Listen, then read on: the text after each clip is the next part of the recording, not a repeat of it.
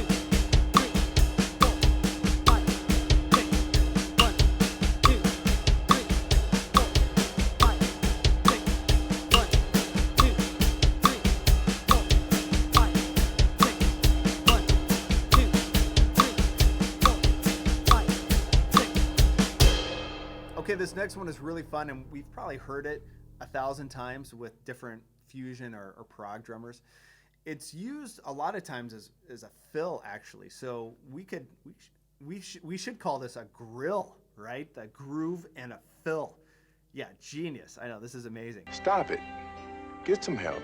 So all we're doing is matching the ride with the kick drum, variation A for both of them, and then we're filling in the holes with the snare drum. This is 3A.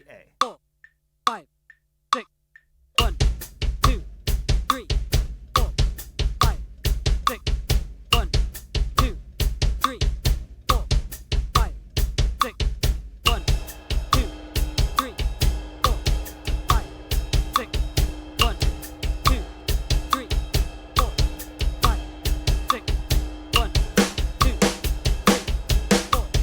5, 1, 2,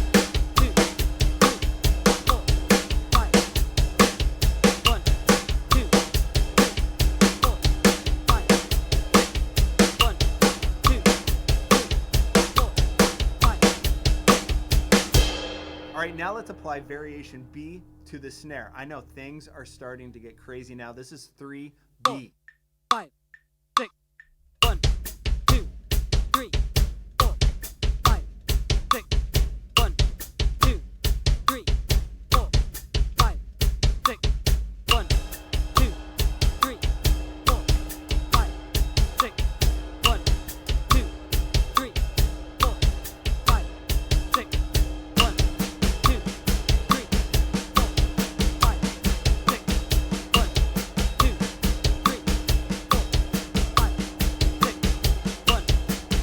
3, 4, 5, 6, 1, 2, 3, 4, 5, 6. Now this is it. This is the whole enchilada. I know we've been waiting for this. This is where we're going to apply all three of those 6/4 variations to individual limbs. So this is really where linear and layered meet. Being able to hear all three of these positions as they line up with each other is the goal, but it's going to take a bit of time and patience, especially when we're playing them with different limbs. So what we're going to do, we're going to play variation A on the kick drum. The snare drum is going to be variation B, ride cymbal, variation C. 3, Let's check it 4, out. 5, 6, 1, 2, 3, 4, 5, 6, 1, 2, 3, 4, 5, 6, 1, 2, 3, 4, 5, 6, 1, 2, 3, 4, 5, 6, 1, 2, 3, 4, 5, 6, 1, 2, 3, 4, 5, 6, 1, 2, 3, 4,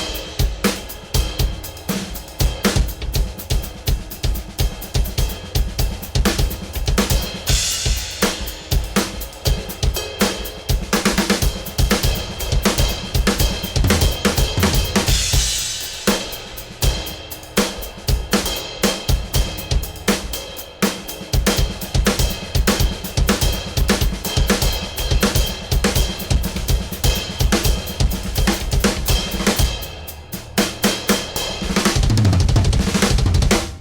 As I mentioned before, these can quickly become pretty advanced concepts, but if you take it just one step at a time, like we have, you'll develop the foundation necessary that will allow you to explore all of these possibilities.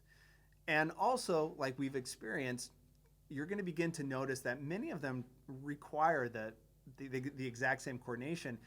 It's just in a different place in the bar. So it's not necessarily coordination that's new. It's how we're perceiving it. We're developing our ear. So it's not only coordination development, but it's also rhythmic ear training development. That's why I really love this exercise. So moving forward, I encourage you to take these variations, make up your own groove exercises, even apply them to the hi-hat here. So far we only played eighth notes on the hi-hat, but we can apply variation A, B, and C. Even the fill-in concept, that's actually really fun. A lot of my students really enjoy exploring those possibilities.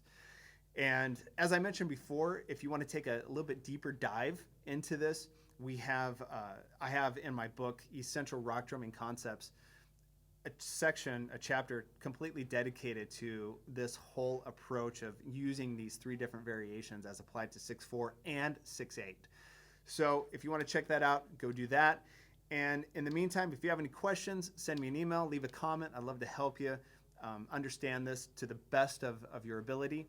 And until then, until the next lesson, stay focused, practice with purpose, just be your best, and we will see you soon. All right, take care.